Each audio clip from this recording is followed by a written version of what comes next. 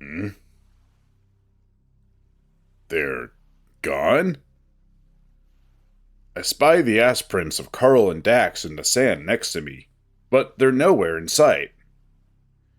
I quickly rise to my feet, hesitant to call out to them, noting what happened earlier.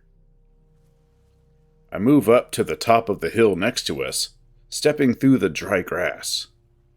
As I look around, I see no movement beyond the rolling tide of the waves, illuminated only by the slight moonlight. Fuck. My whole plan of waiting here for something to happen seemed a lot better when I had others around. Now that I'm alone and unarmed, my gall is starting to fucking wane.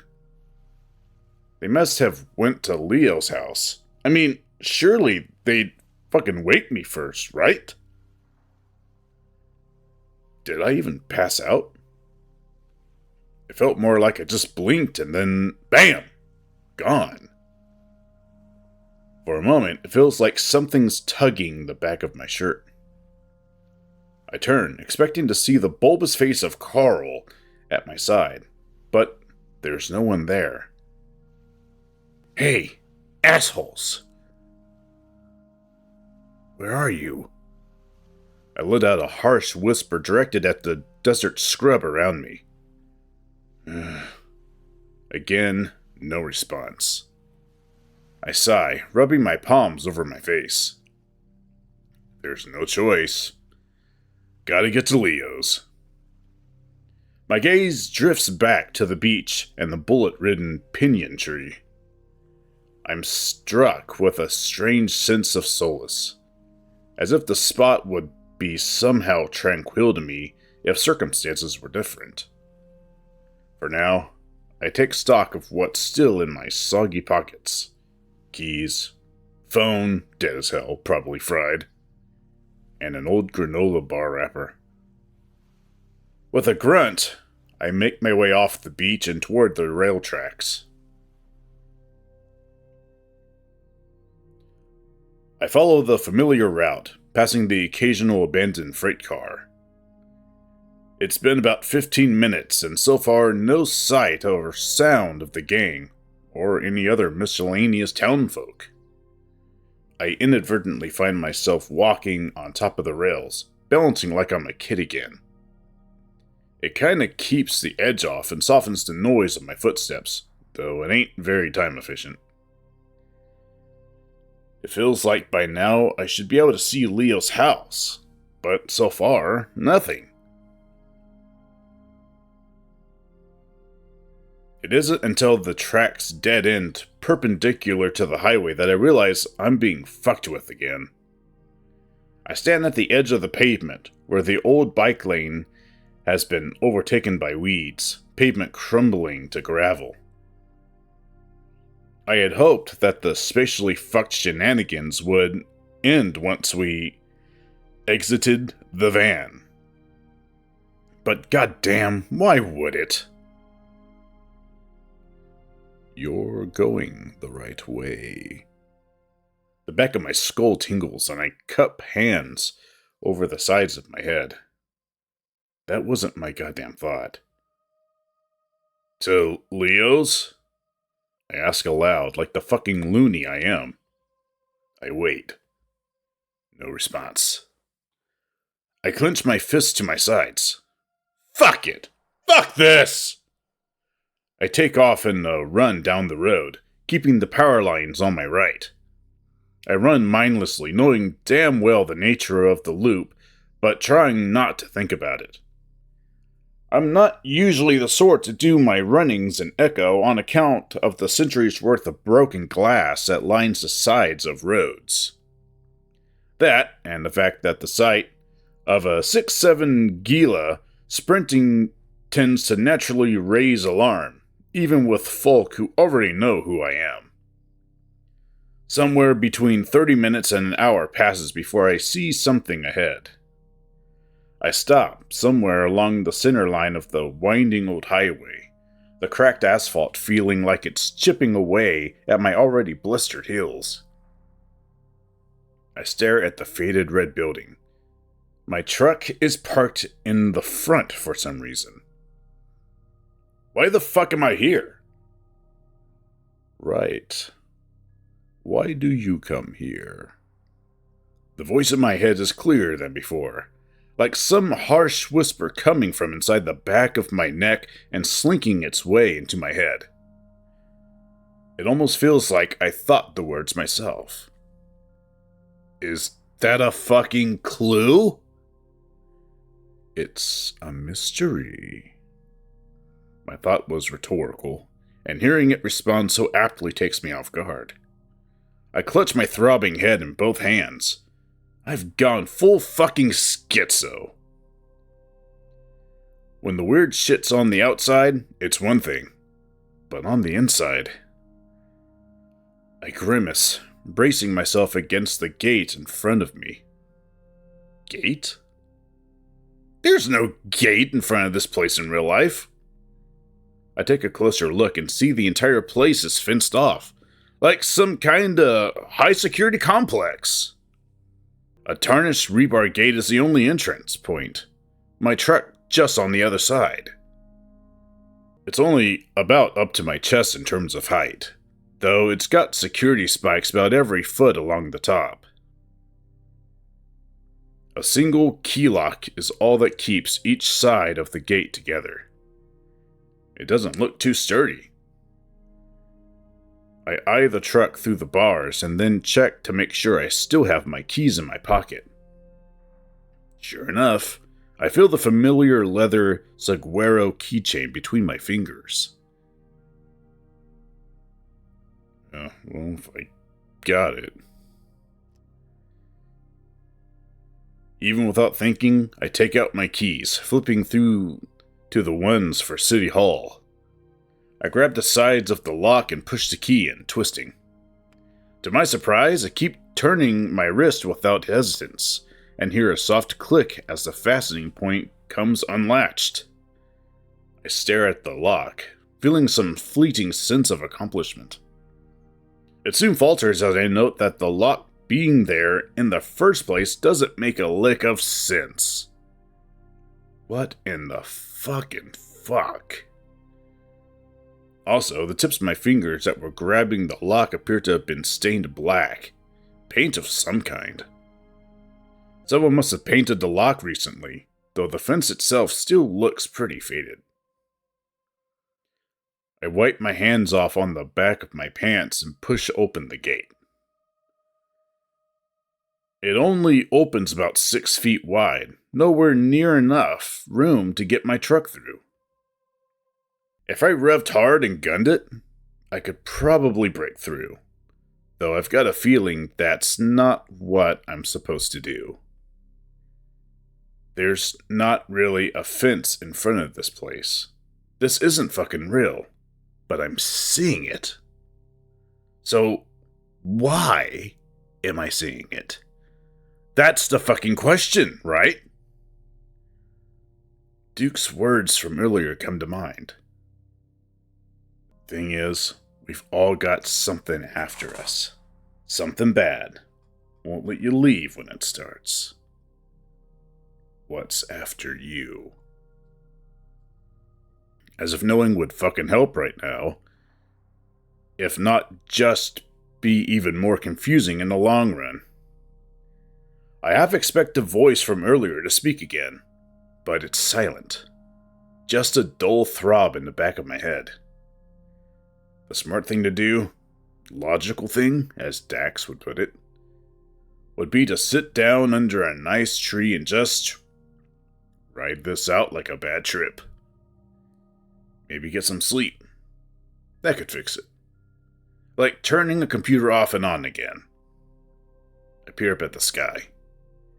The red lights from the building make it seem as though the sky itself was blood red, expanding to various pinkish hues in the horizon. Like fucking hell I could get a wink in during this shit. The pounding in the back of my skull just keeps thudding away, a constant beat that reverberates through my head like a cavern. I step up to the door, with the engraved bit of signage next to it. Here for the seed? That, of course, ain't what it usually says. The cheeky-ass winking smiley face is still there, though. I let out a short sigh. You fucking idiot. I turn the handle and pull, but it doesn't budge. I push next, and still nothing. The handle shouldn't turn if it's locked. I'd know. I've been here before when it was. I push once more, and am surprised that it gives, the door opening. I only leave it open a crack, still a bit wary about whatever weirdness lies within. The first thing I notice is a burning smell. It's stronger than it is outside. It's hot as hell, too. If this place had a kitchen, I'd swear something was being overcooked in it. At first, it's quiet. Nothing but the creaking wood beneath my feet. Then, music starts to play. I noticed a boxy television set in the corner of the room is turned on, a grainy old cricket match on the screen. It's all very much the same from what I remember, except for a lone otter sitting at the bar counter. He's holding something to his head, an ice pack, and he's nursing some shitty import pale ale in his free paw. There's no one else in here but him, at least in the front area. Hey, you!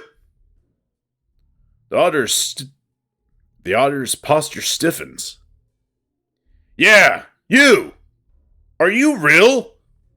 What? He responds back, his tone exasperated and groggy. Confusion. That's a good sign, I guess? I step a little closer, the otter using the bar counter to rotate himself in his swivel bar stool.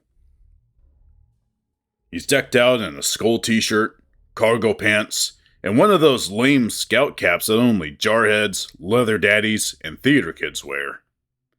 He seems dazed, squinting at me like I'm a bright light.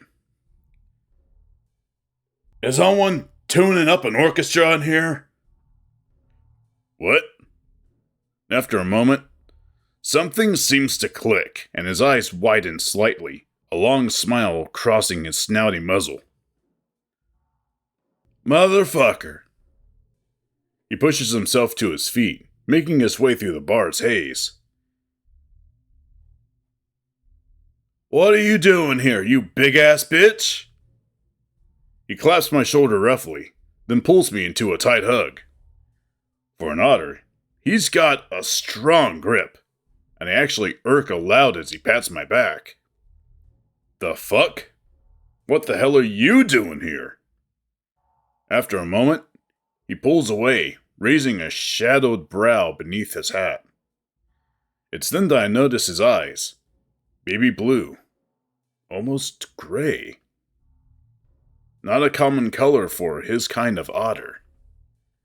There's some bags under them, though, like he hasn't slept in some time. I was fixing to ask you the same thing. It's been dead all night, and I wasn't expecting company. It's kinda unreal seeing you here like this, though. It's been...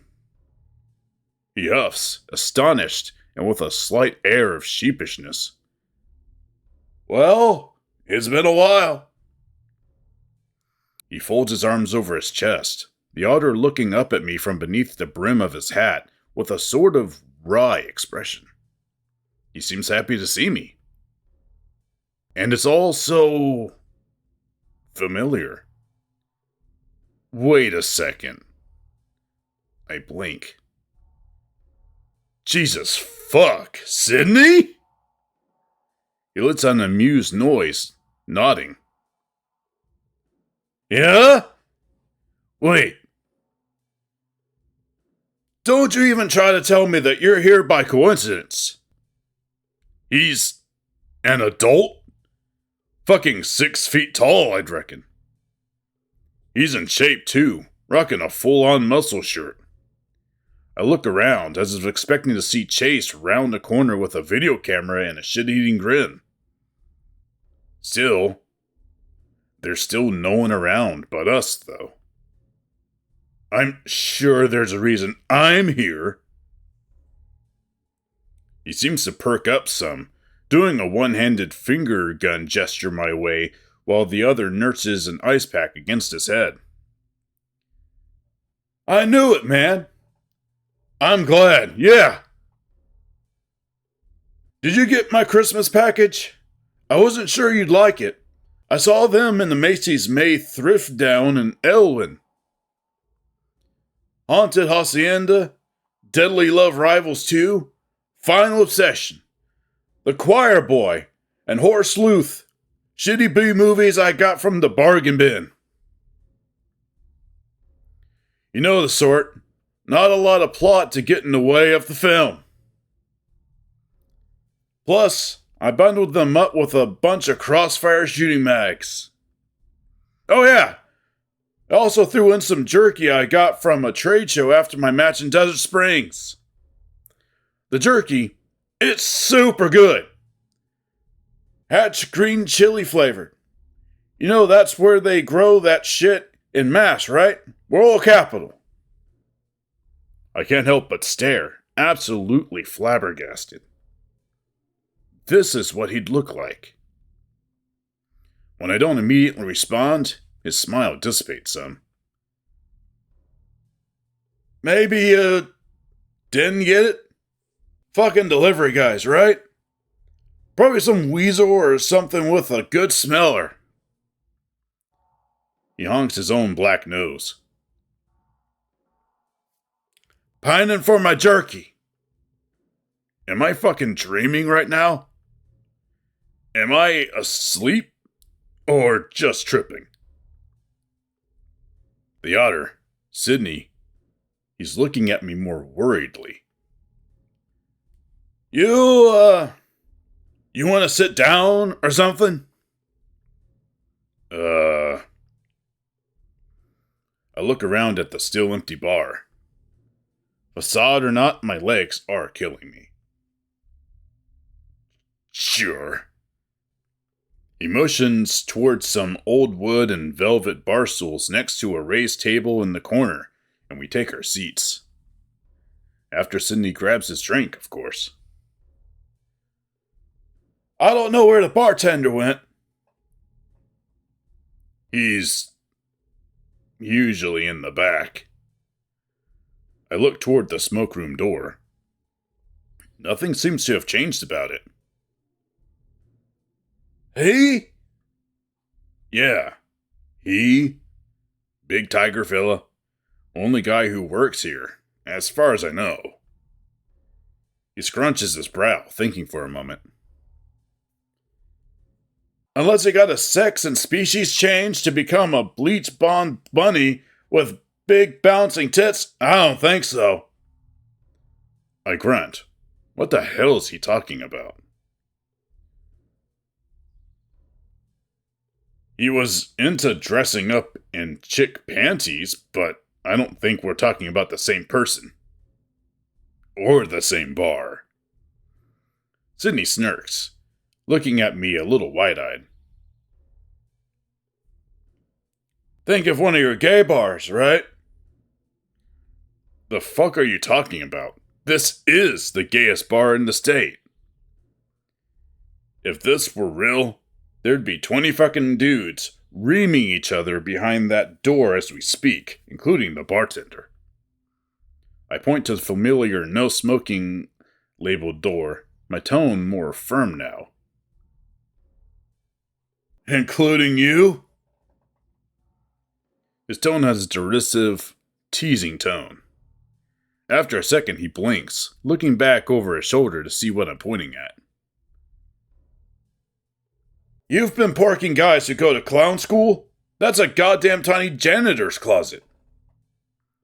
Says so on the door. I squint at the door. For a brief, fleeting moment, I can almost quite make out the little mop and bucket symbol posted in the center. But it's simply not there. I honestly don't know why I came here tonight. I guess I just had a good feeling about it in my gut. And by that I mean I saw the picture outside for their Chipotle dusted beer nuts and my stomach got a boner.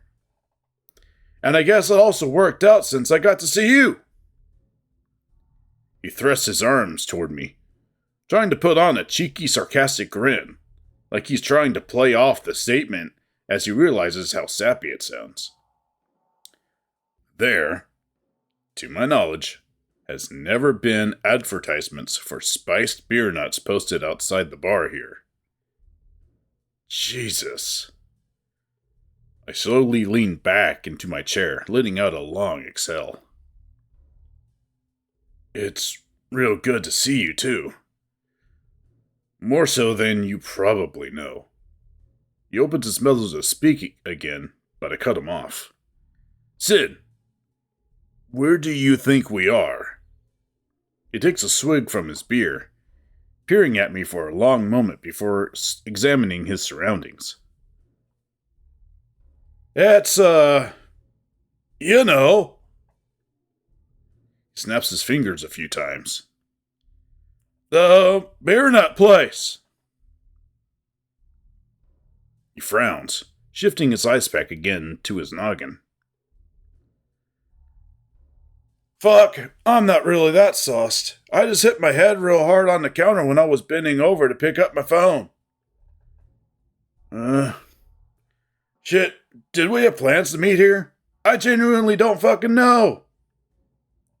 I sure as fuck didn't. I trail off for a moment, swallowing away the tight feeling in the back of my throat. I pull my phone from my pocket, turning it over in my hands. Still dead. I wasn't expecting to ever see you again. His blue eyes widen, the otter giving me that same doe-eyed look he'd given me after we'd been hanging out and I'd say I have to go. He never wanted to go home. Look. I know after I bailed on the interview you set me up with, you were pretty pissed. Rightfully so, too. Fully justified. I get that. I know.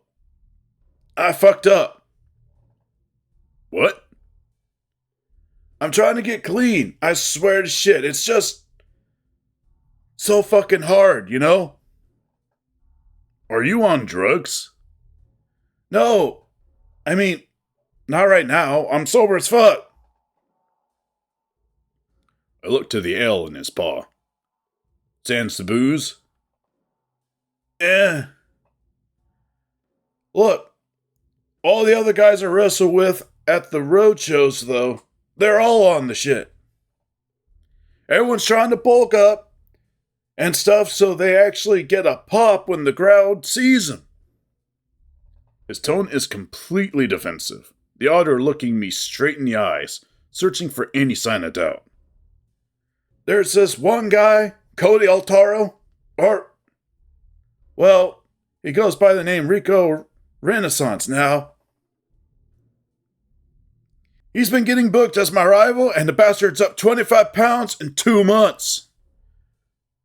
25 pounds.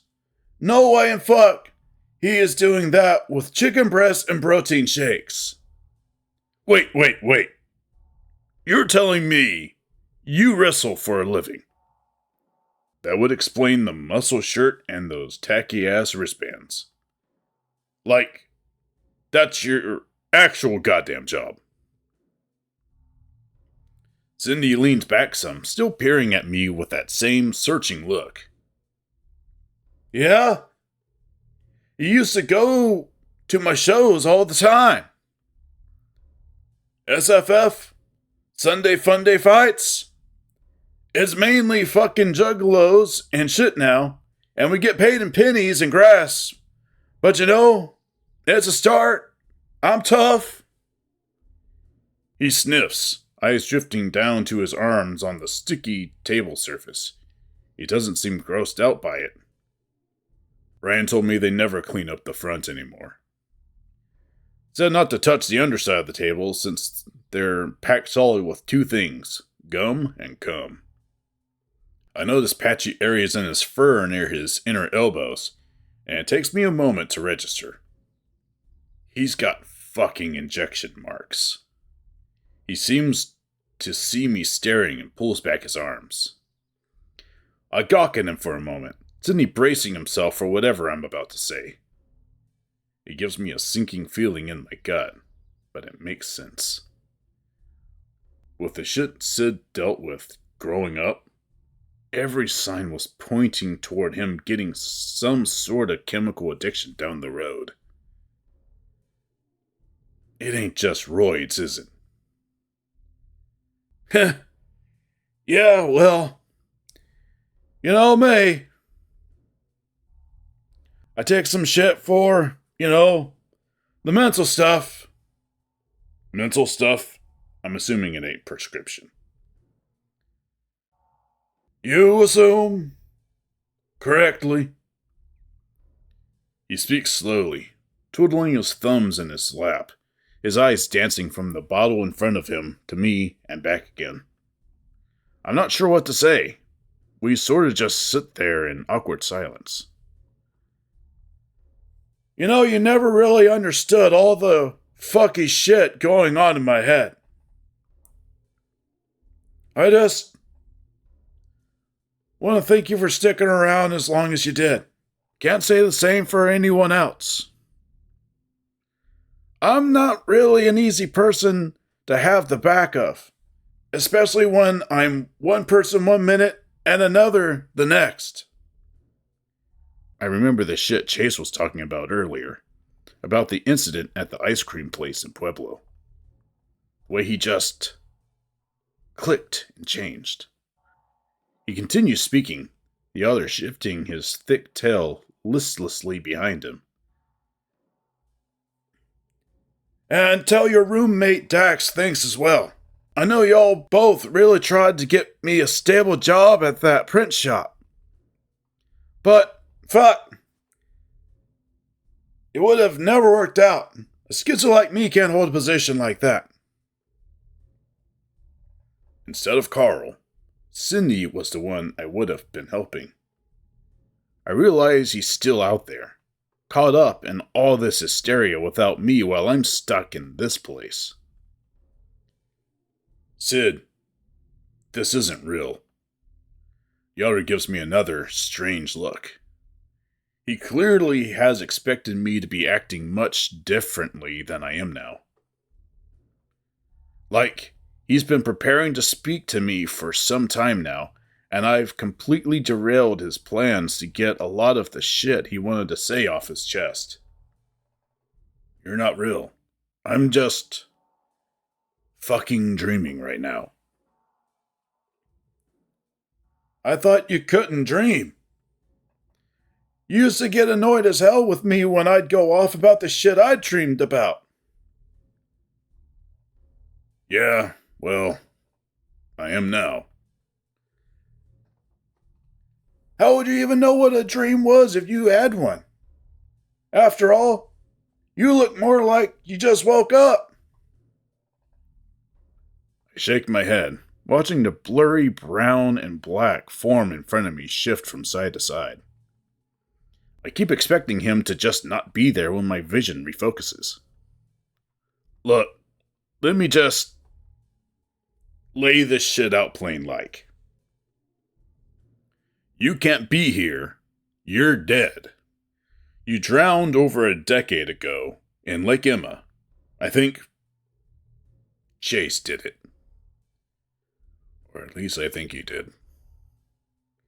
Sydney looks uncomfortable, as if the slight semblance that this is all some elaborate, fun ruse I'm pulling on him is looking increasingly unlikely.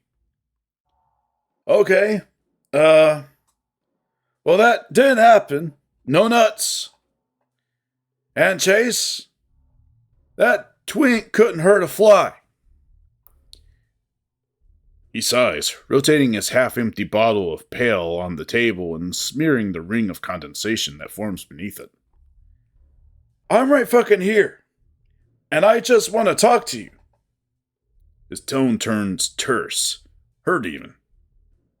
No, shipbird, you died. TJ saw two bodies with brown fur writhing in the water before you drowned. They all thought you died on your own somehow, like you passed out or some shit, but I knew better. I see a flicker of realization in Sydney's eyes, and again he shifts uncomfortably. I think I remember what you're talking about, but I'm not dead. I'm here, motherfucker! Feel me! He reaches across the table and takes my wrist, squeezing hard. It's like he's trying to give me an Indian burn, like he used to. I yank back my hand. Fuck off! He stares wide-eyed at me, his maw slightly agape. A moment passes before he speaks again. Why are you acting like this? Like you can't fucking just enjoy goddamn company. Plus, you're so damn intense. You're not even high right now. This isn't fucking fair. I'm your goddamn best friend. Hell, you're like my gay, scaly brother.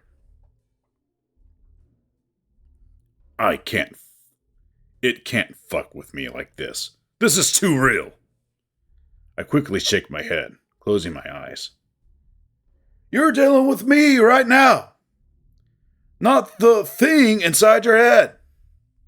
And that's fucking becoming a rarer and rarer thing these days. So I'm just really trying to enjoy what time I've got. Just talk to me. I don't want to think. He trails off, staring down at his lap. Think about what?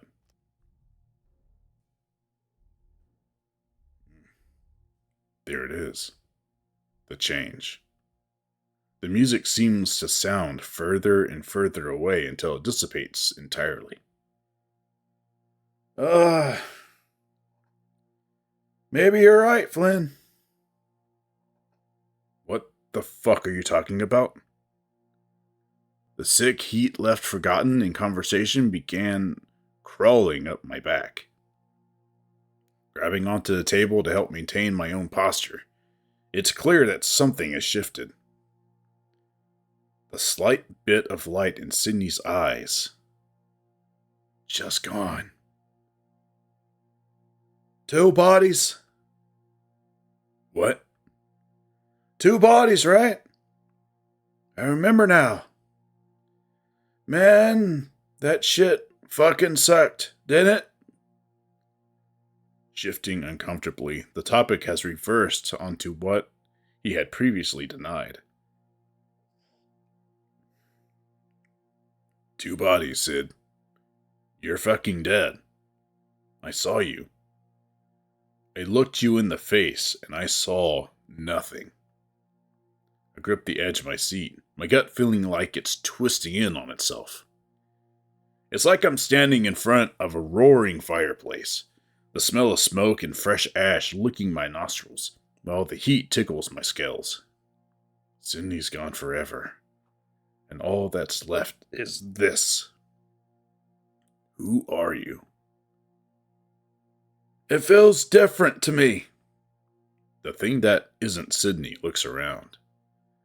This is not the smoke room. It looks like it, but not to me. The otter continues to stare off to the side before seeming to realize I asked a question. Sam, I am. While he speaks, he points toward you, across the table with both hands. There's something metal in his grasp, long and with a barbed end. I can't make out what it is exactly. I swallow and try to speak evenly. Who's Sam? A facsimile of a person that was. I'm dabbing myself with ink so I'll never dry. But it smudges.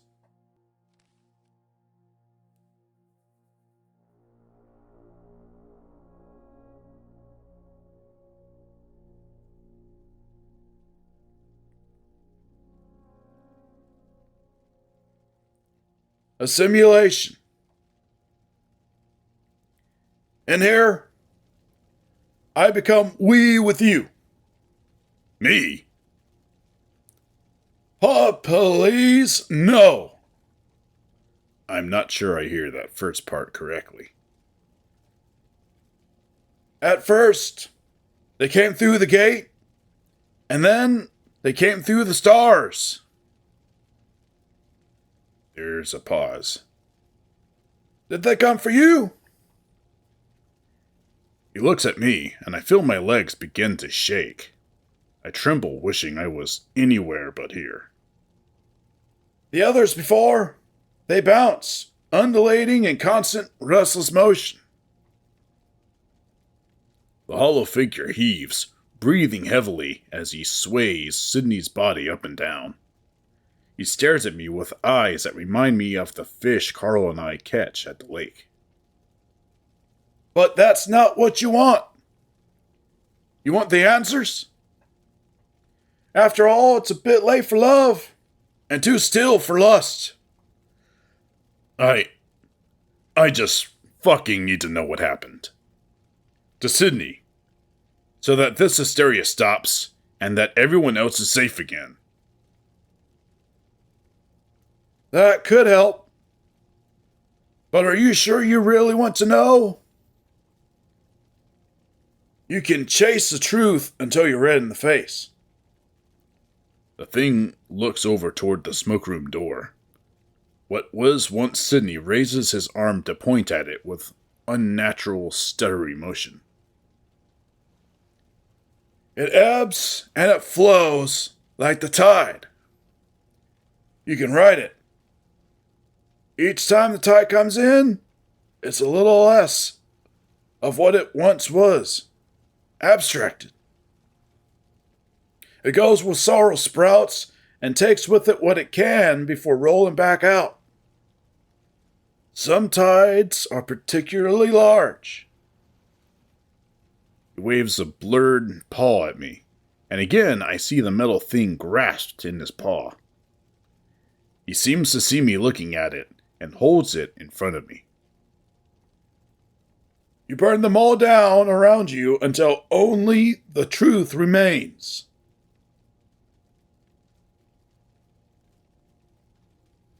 You needn't these superfluous kindling, for those are but the lies they tell others, and eventually themselves. But you'd make a good detective if you weren't marinating in your own nepotistic squalor.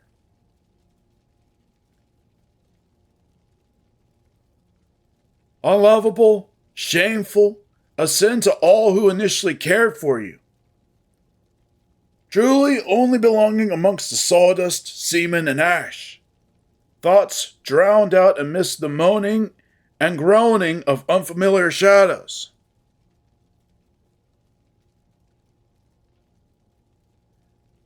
The only one who precisely knew you, who precisely loved you, ushered into the tide by those you thought fondly of.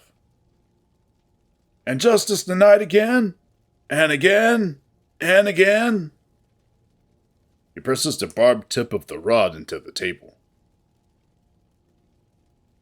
There were 6, and now there's 5.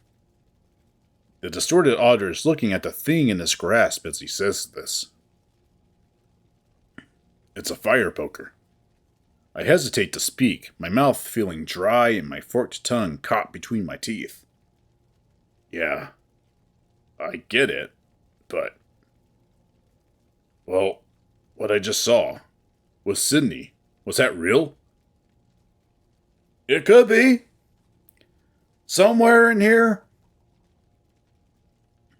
He seems to be referring to the poker. I reach for it, but my hand can't quite touch the metal. It phases right through it. The hollowed thing just stares at me, watching my futile attempt. Slowly I rise to my feet, my legs gelatin-like as I wobble some. I manage to steady myself with my tail, grasping the sticky table for support. The distorted otter just watches me, somehow looking almost eager. With no small amount of trepidation, I began approaching the smoke-room door, the sound of crackling flames growing louder the closer I get. This has to be it. The alternative being doing nothing, which, while real damn appealing, probably wouldn't stop what's going on outside. If that's how this works, that is. I grasp the handle. Fuck me. Many have. I stop, looking back over my shoulder. The figure is leering closer now. Fuck you too. As I turn back to face the door, I swear I see the shape smile. I turn the knob and step inside.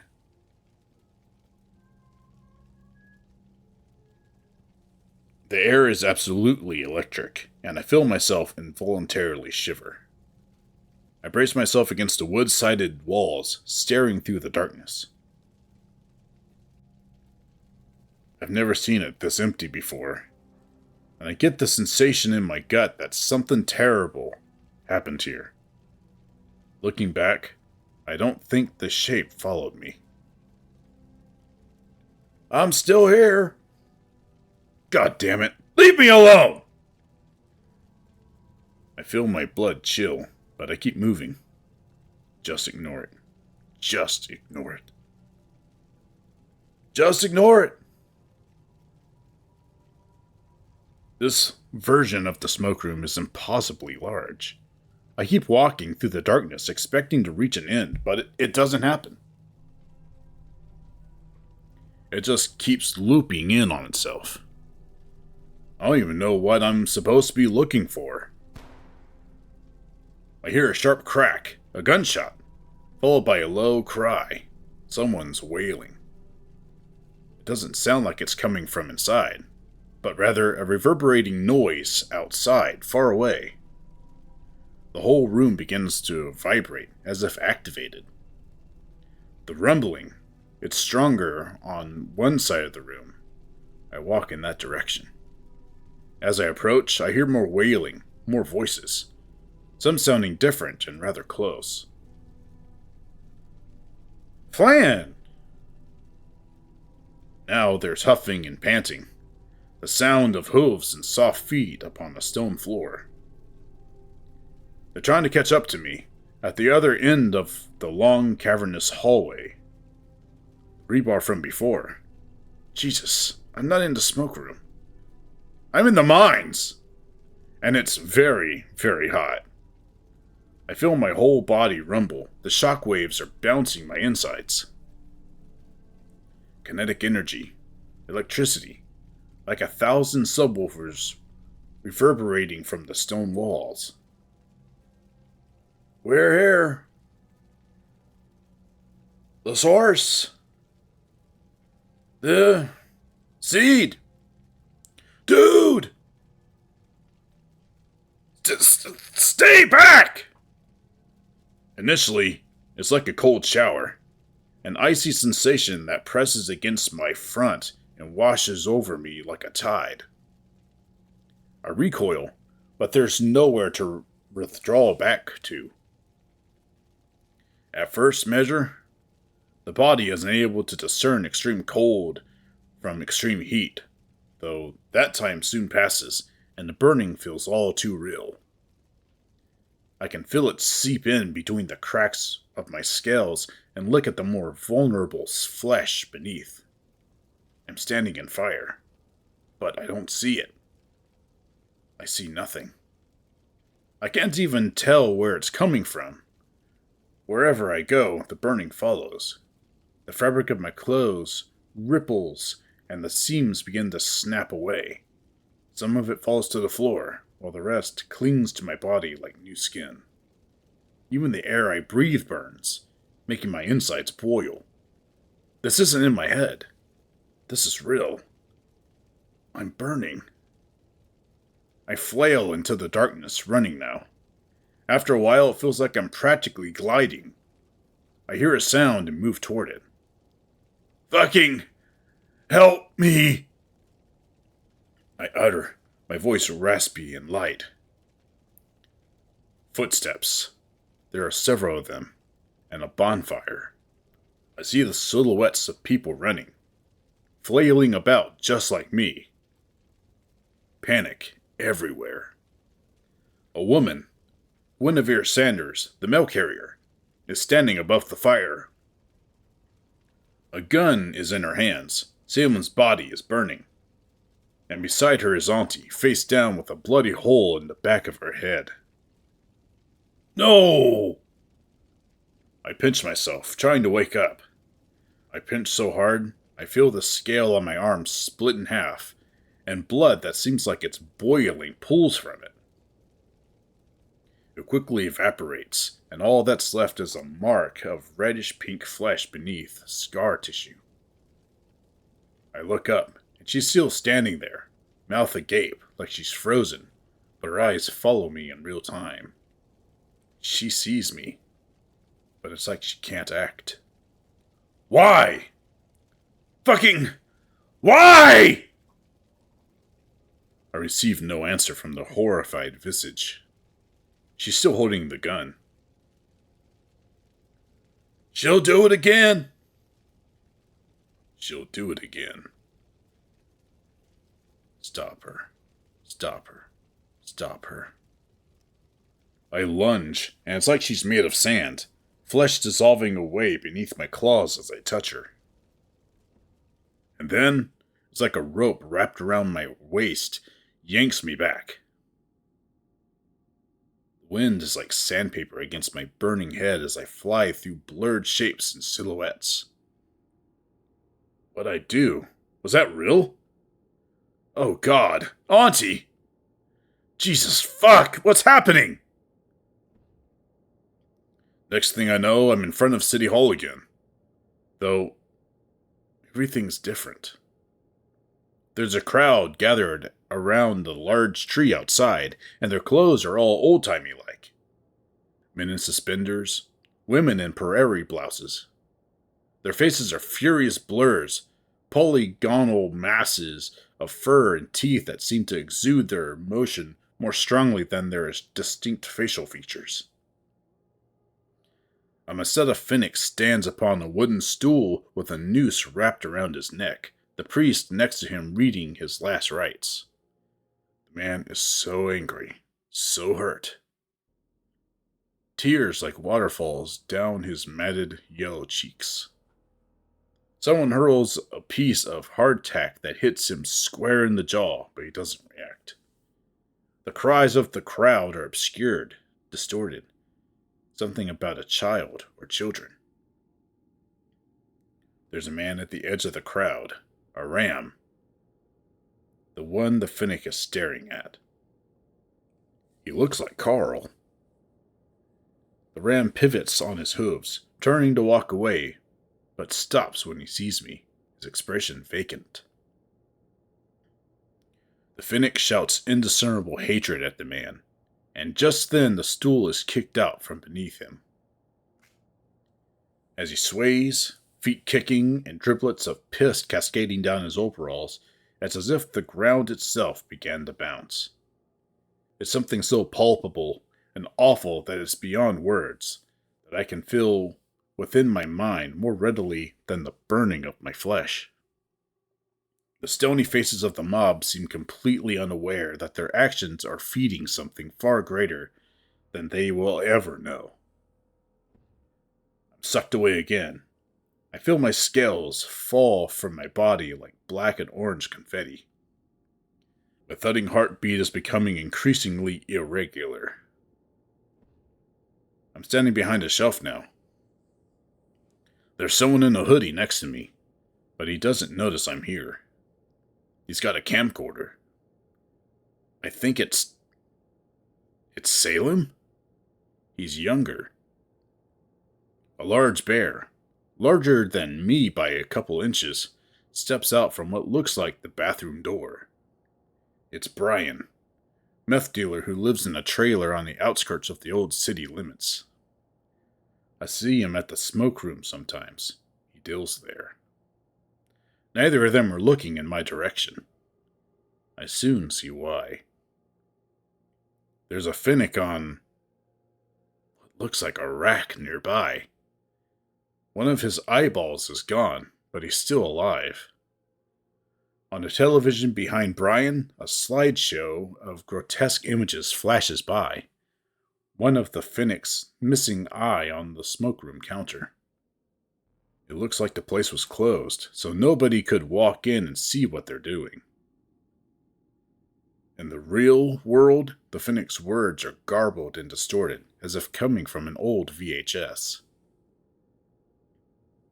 He's feigning love for the bear, asking for him to hold him tender-like instead of whatever else he has planned. The Finnick's face becomes increasingly blurry. Is that Danny? Casey? Keith?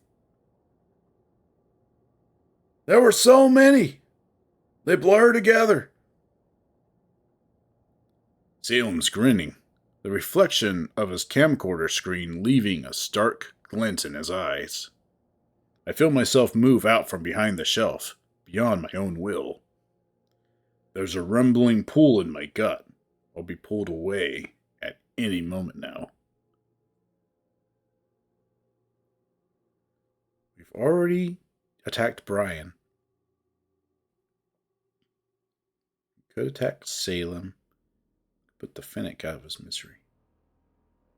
I know what happens. Let's try attack Salem.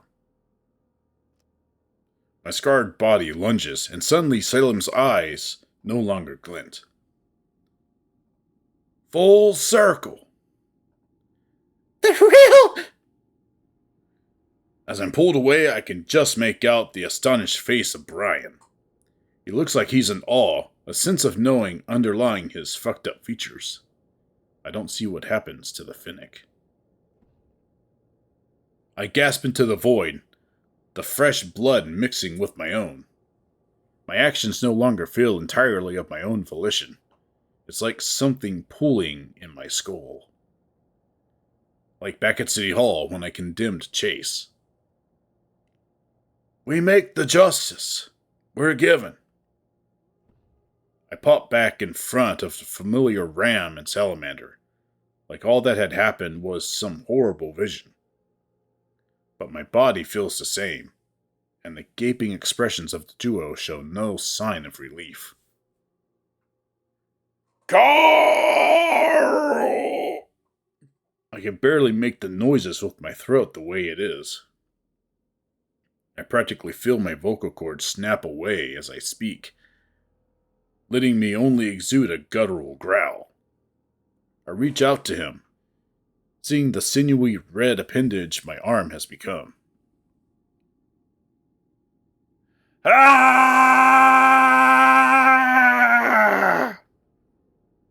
The tunnel shakes around me. Carl and Dax both turn and flee, Salamander screaming his absolute lungs out. I'm terrifying to them. As they're about to round the corner, I see Carl hesitate. He looks back to me. I can't see his expression, and I can't call out to him. I have to let him know I'm still in here. With some strained effort, I turn my wrists around and close all but one of my fingers. The ram continues to stare as the rumbling increases. I'm pulled away once more. It goes on like this. At each stop, I lose more of myself, mentally and physically. Each visage that appears before me, some new, unspeakable evil I hadn't fathomed existing. From time to time, I let the thing inside my head take more and more control. Sometimes I don't have the control in the first place, when the suffering is strongest. Where Sam thrives, he drives. Like my body, I become numb. All but my vision and hearing is gone, and they're swiftly fading too. I keep closing my eyes, waiting for it to end, but it doesn't. I can't die. Ugh.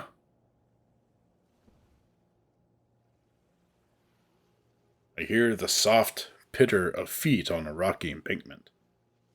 Somewhere down the way, stones are being skipped. Clap!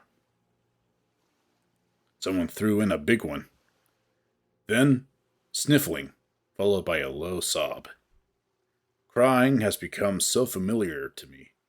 I hear it more than anything else, it feels like. It's like singing, isn't it? Purest expression of emotion. Fuck you. But this one is more familiar. To me as well. I can just make out the audible sound of little pebbles rolling down a hill, followed by a heavy thud. I turn to see a faint gray silhouette with big blue eyes. What? The voice hits me like electricity. This is it. I'm what he saw that day, on the beach by the outlet. Finally! He screams. They always scream. I have to follow him. I have to see it. I descend beneath the waves, and I see excess fat drift from my body into the tidal current. The water is abrasive, but I'm able to glide through it, swimming without swimming. Something pops, and suddenly I can't see from my left eye. There's white water ahead. Thrashing movement. A slight bit of reddish-pink mist dissolves in the current in front of me. No! No! I strain myself to hear, trying to keep absolutely still. But other than the faint occasional splash, there's nothing. Eventually, the splashing stops, and I know my best friend is dead. I rest in the current. The voice in my mind is fortuitously silent, not pressing me into movement or action. And though my eyesight is gone, my skull punctuated with nothing but empty eye sockets and orifices, I see something. Bright blue eyes and starry skin. It's Daxton. I'm sure of it. He does not move, though I can read the intent in his eyes that he very much wants to. Instead, he remains motionless, and we stare at each other. I imagine speaking to him, telling him what's happened to me. My words are rambling, my mind not what it used to be, but it doesn't seem to matter. He meets my gaze regardless. I ask him if Carl's alright, and of course, he doesn't respond. I then simply state that I hope he's okay. I go on and tell him about all the crap the Ram and I have been through. About how much I hope he fucking makes it out decently enough. I'm sure they'll give him another shot at the interview on account of town-wide madness. I tell him I hope it's over now, wherever he is. And finally, I apologize for what an absolute ass I was to him, when he deserved goddamn none of my angsty bullshit. He never shows any indication of understanding, or even blinking. Most surprisingly of all, it feels as though hours pass and hysteria simply holds on, whisking me away. No rumbling, no fire, no screeches into sudden chaos. Just a slow, eventual feeling of drifting away somewhere else, somewhere dry. There's a telltale sign of a hot water heater rumbling nearby. It's humming away. Someone must be taking a shower. Or it's laundry day. I feel the vibrations more than I actually hear the thing. Then, a faint whimper. The sound is stifled, as if the upset individual is trying to hold back tears. It's high pitch, feminine.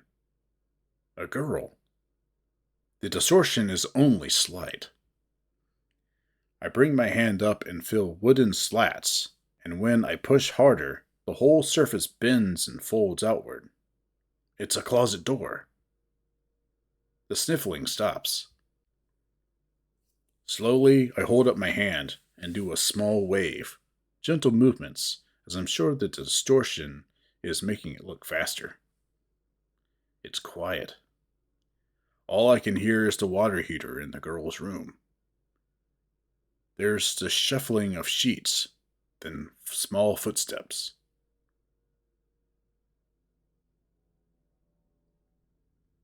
Hi. Her voice is timid. There's another long pause. Are you real? I think for a moment. Then slowly I shake my head.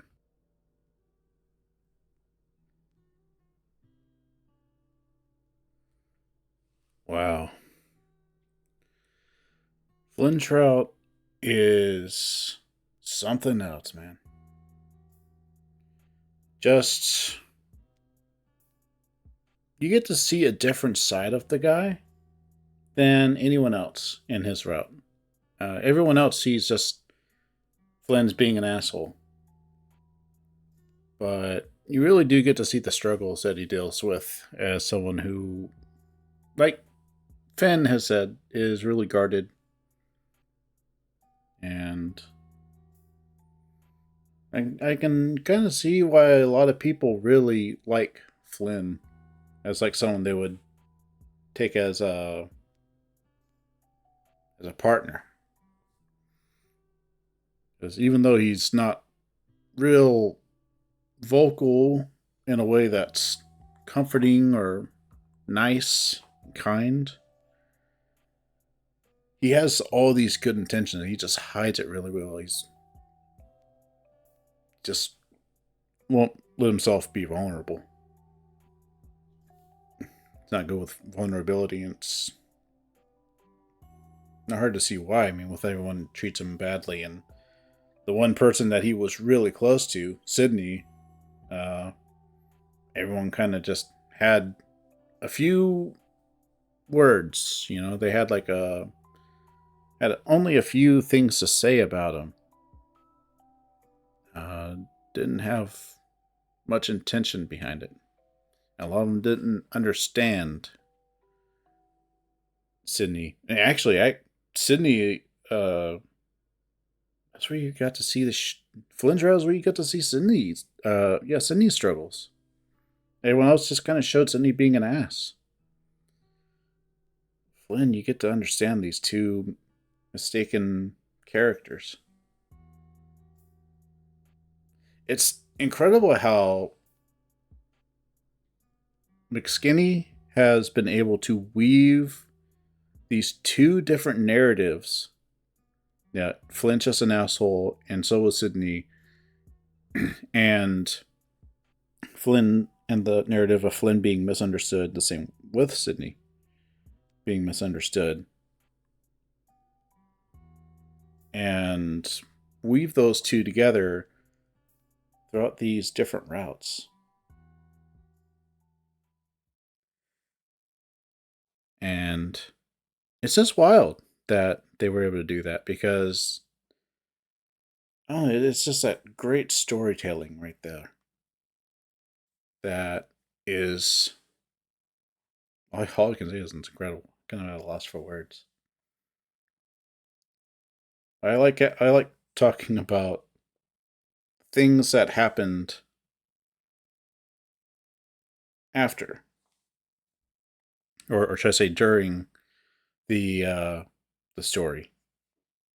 Oh, everyone got to see the Socket Man except for Flynn until the very end. It made me think: is there more than one Socket Man? Because I don't think Flynn should be the only one. We got to see a few of the things that happened during the routes, throughout these routes. Yeah.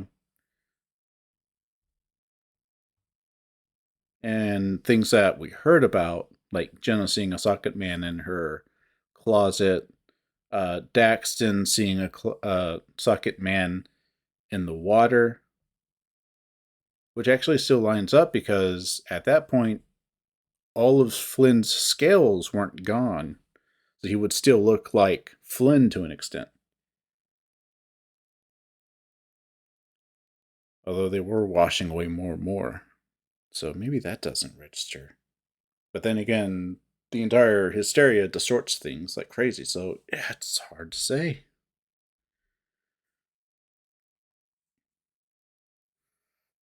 And then stuck in that loop.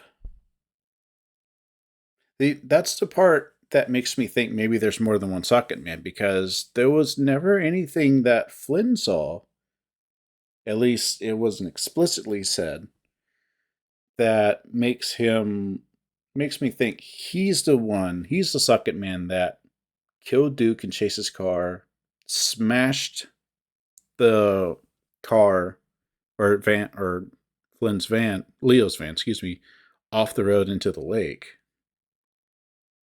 Nothing indicates that he did it. Maybe there was a different Socket Man. So I'm curious, is there more than one Socket Man? That's a question. A lot of the story of Echo is done kind of behind the scenes, so to speak. It's kind of fun like that. Yeah, there's a lot of unanswered questions, but Flynn's story really is a tragedy of someone who couldn't get close, couldn't be vulnerable. Yeah. So, let's stay a while. 5 years later.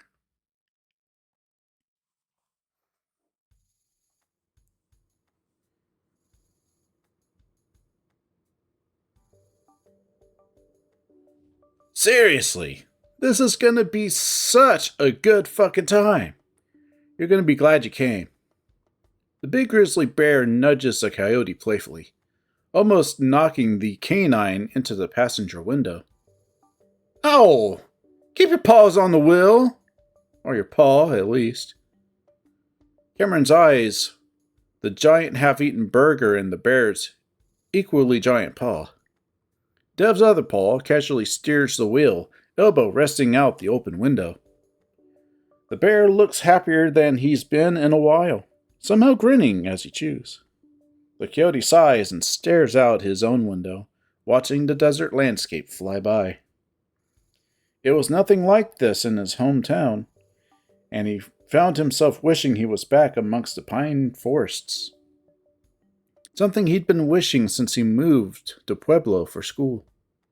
Technically, this was his natural habitat, but he found the whole place depressing somehow. Empty and dry and rough. What you pouting for? I'm not pouting. Yeah, you are. Cameron sighs, deciding to change the subject. So, why couldn't Larry go again? I don't know. Said something about his car breaking down.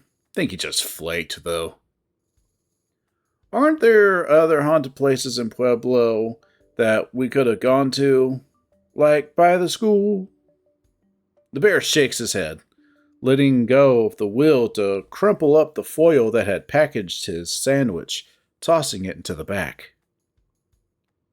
Not like Echo, dude. This place is the most haunted town in the entire fucking world. Cameron sighs again, then suddenly grasps his seat as the car swerves and turns hard into a smaller road, heading toward a big blue lake. What the fuck? Whoops! Sorry, almost missed the turn. The drive continues, and eventually the map on the dashcam chimes, indicating they've reached their destination. Why? Because a lot of shit happened here. The Grizzly hops out of the car, making the entire thing tilt sideways as he squeezes his bulk out before reaching back in for his camera bag. He takes out a small, compact camcorder from inside and wraps it around his wrist. He flicks a switch and Cameron sees a familiar red recording light flashing. He points the lens at the coyote and he quickly covers his face, letting out a frustrated sigh. I'm not the whore you're after, Dev. With that, he unbuckles and slides out of the car. The bear waits for him, reaching out a large padded paw. Cameron takes it and is immediately drawn into a tight embrace and a kiss. The coyote tenses up for a moment, then waits until Devon releases him. Ugh, could you not do that right after you eat a big greasy hamburger? Cameron makes a show of wiping his lips. Devon rolls his eyes. No policing you, is there? Nevertheless, the grizzly holds out his paw again and Cameron takes it, the two of them walking toward the town center. It's not a pleasant walk. Most of the infrastructure in pretty shoddy condition, overgrown in places, sagebrush and dry vegetation. So, where are we meeting this guy? I told you, the old Civic Center. Wait, you mean City Hall? Cameron recalls the late-night rants with Devon over the phone, the bear regaling the very last detail of the incident. Where they shot the mayor? Yep. The coyote releases his paw from the large, clawed grip of his boyfriend, peering up at him with slightly wider eyes. Damn. Are you absolutely sure he's okay with this? Yeah? Look, he's the one who did the report on this town after the happening in the first place. Devon tries to put on a reassuring smile.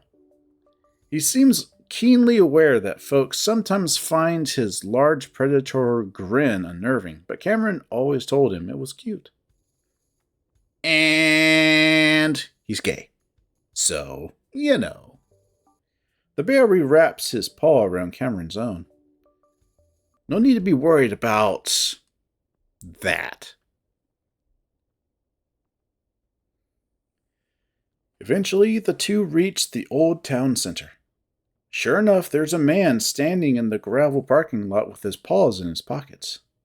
He doesn't appear to notice the two at first, and Devon takes the opportunity to film him from afar. The sun's behind him, so it casts his front in shadowed silhouette, giving him an eerie visage which he might be able to use in the video. The civic building's roof is fully collapsed. A faded gray tarp over the top of the walls, all that's protecting the interior. Like most of the structures they pass on the way in, a laminated notice of condemnation stamped with the county seal is posted on the front door. After about 15 seconds or so, it's fairly clear the older guy is aware of the two college kids' presence as he cants his head in their direction. They quickly shuffle up, wearing sheepish smiles and already sweat-stained clothing. Chase? Yeah. Hi. The bearded otter seems to be looking at their held paws, which they quickly unclasp and shake his own in turn. He offers them a sort of melancholy smile. You two been together long? Oh, Sorta. The coyote rubs the back of his neck, the bear wrapping an arm around his shoulder. Yep, a while. Must have been tough growing up in the sticks out here. For a gay guy, especially. Chase lets out a little amused grunt, reaching into his pocket and withdrawing a pack of cigarettes.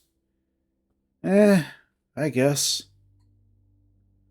I mean, I did have a boyfriend growing up here for a while, so I freaking lucked out there. If I recall, he was the one who helped you out during the incident, right? Leon? Leo. Right. He quickly nods, muttering something about how he should know that before adjusting the camera on his shoulder. How's he doing? I don't know. He doesn't really talk to me anymore. Oh, well, regardless. Must have been tough being the only gay kids out here growing up. Yeah, us and the other guy. He sniffs, looking off to the side. Y'all mind if I smoke? Oh, go ahead. Yeah, plenty of fresh air out here. I don't mind. The otter nods, sticking the cigarette between his lips and flicking his lighter. However, he doesn't bring the flame up. Instead, just holding it out in front of him. The seconds pass, and slowly he shifts the lighter in the direction of the old civic building. Cameron and Devin watch the otter expectantly. After everything he's been through, some oddball behavior is to be expected after all. So, I'm a big fan of your original report you did. Hell, I did my own little video on what happened when I was first starting my channel. I know. You used a lot of my footage. Devin begins looking a little nervous, laughing some to try and lighten the mood. I credited you, of course. I'm just some haunting vlogger. You're like a professional journalist and everything. Jace finally lights his cigarette. Was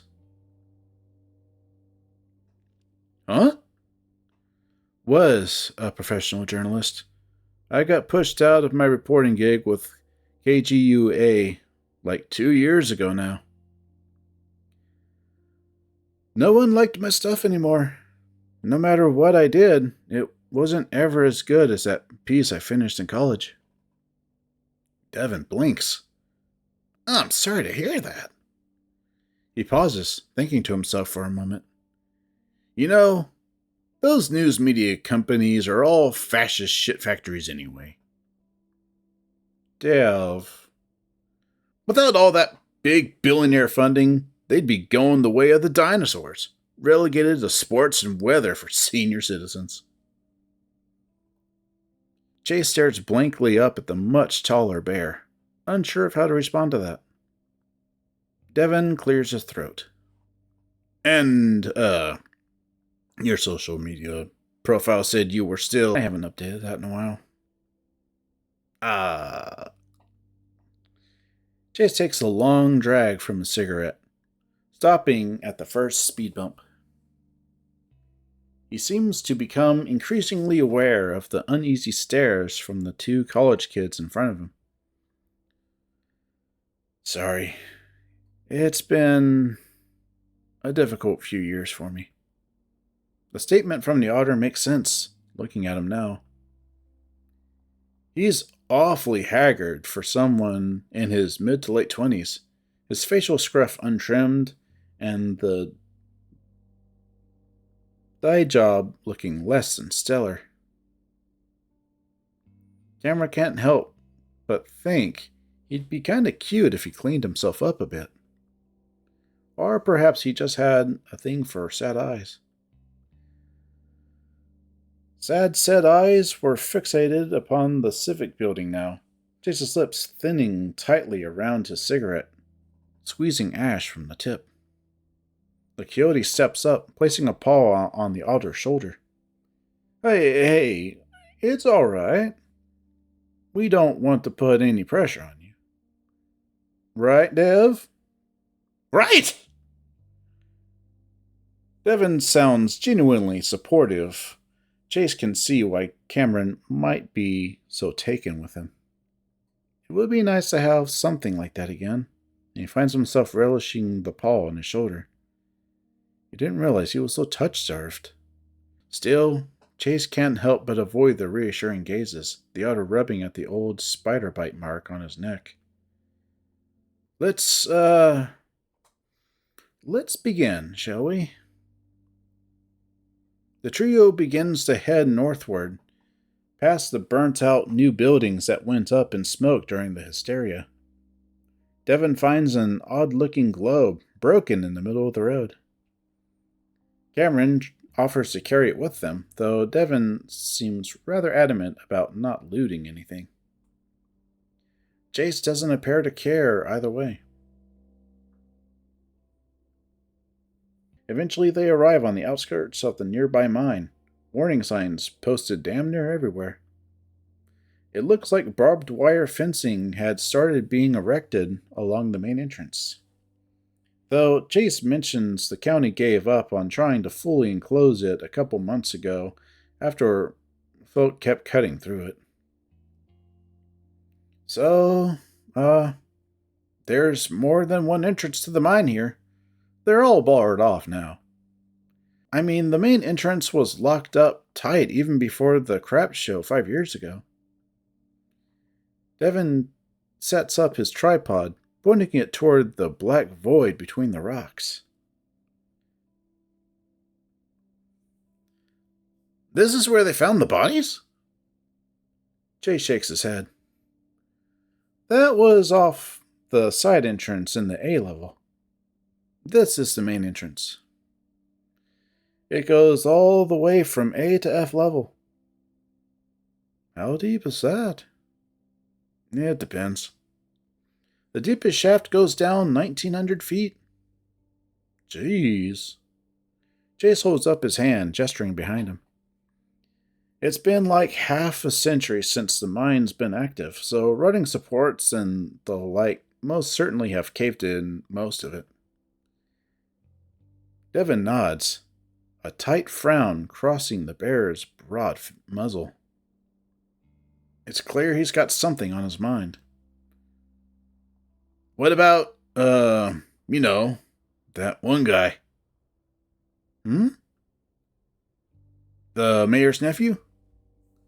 I've read the reports and all, but what's your take on what happened?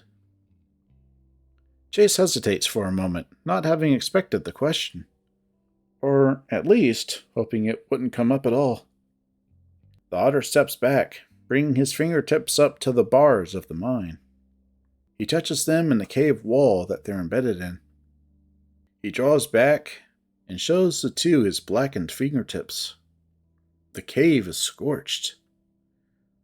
Well, the theory is there were flammable gases that were ignited in the lowest levels. It created this sudden burn that started billowing smoke up in the air for a couple weeks after the whole happening. Yeah, I know that, but why did he walk inside when it was like that? You were one of the last people to see him, after all. And those other two, they said they couldn't stop him after you left? Chase looks away, staring off into space. He says nothing, and soon Devin and Cameron are exchanging nervous glances with one another. Next thing you know, the otter is walking off without another word. But wait, hold on! He swears under his breath, Cameron looking on with crossed arms as Chase heads toward his car. No, fuck. He's not gonna... Oh, damn. He totally is. What the hell? Devin whines. Fuck.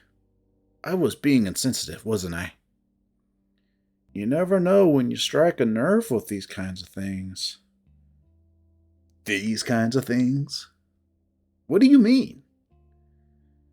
Devin quirks a curious brow towards a coyote, though judging by his grimmest reaction, Cam regrets bringing it up and doesn't speak further.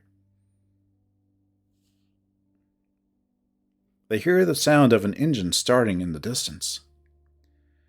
Devin sighs. Good thing we brought our Jeep instead of riding with him, eh? Fuck. Cameron frowns, reaching up and holding the big guy's arm. Hey, don't worry. I'll get the camera. Exploring on our own could be pretty cool, right? The bear's nostrils flare in a hefty exhale. Yeah, I'll pull the Jeep around. Cameron gives Dev a thumbs up before moving to grab the camera. As he's about to close the viewfinder display, he notices a green square appear in the center of the frame. He leans down to look more closely, pressing the display adjust button. Face detection disabled. The square vanishes. Huh? He hits the button again. The square returns. That's weird. He flicks the switch on the side to auto-white balance the image. The whole screen flashes as the lens adjusts, and as it comes into focus... Fuck! The lizard stands in the darkness beyond the bars. But he can't stare, not really, because his eyes are gone, half his muzzle missing. Cameron jumps back, tripping over the rocks and landing against the sharp edges. The coyote hisses in pain, but fear spurs him on, trying to scramble up the rocks after Devin. The bear's already turned around, though, reaching down to pull Cameron up. Shit! You alright? What happened? As Cameron clings to the large bear, he looks back, but nothing's there. I don't know. I saw... Devin looks in the same direction, squinting. Cameron stares a while longer, then turns back and shakes his head against Devin's chest. When Cameron looks up at the bear, he's grinning, though. Holy shit! Did you see a ghost? The coyote scowls. What? No! I just thought I saw something. It was probably the camera glitching out. The bear gives him a knowing smile. What? You're gonna be a believer by the end of all this. I know it! The grizzly hugs him tightly as Cameron frowns, still looking back at the cavern's entrance. It had been so real. But before he can even really collect himself, Devin is pulling him and the camera along back to the Jeep.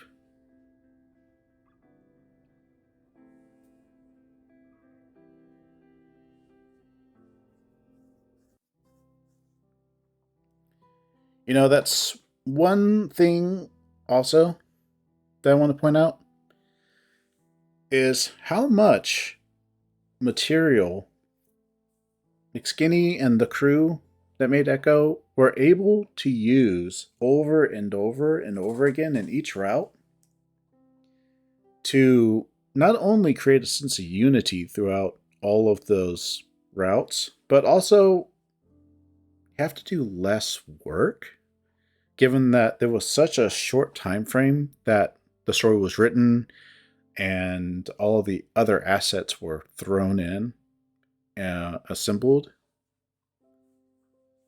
He really did a fantastic job using some limited resources. It's ingenious. So, this being the last route, now I've done all of them, giving us a full idea.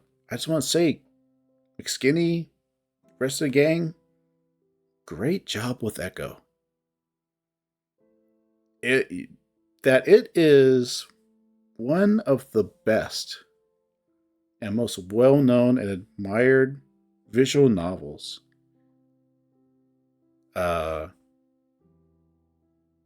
Is, appropriate, and it's telling of just how hard you guys worked and how good the writing and the story and the drawings and everything else were. The music. Fantastic job.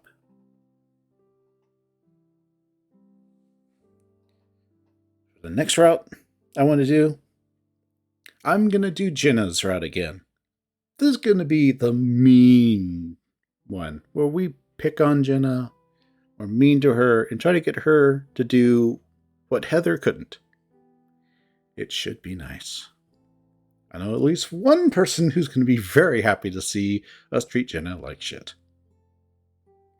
So join me in the next route, where we do Jenna Bad End. That will be a heck of a time. Until then, thanks so much for watching and listening, everyone. I'll see you in the next route. Until then, bye!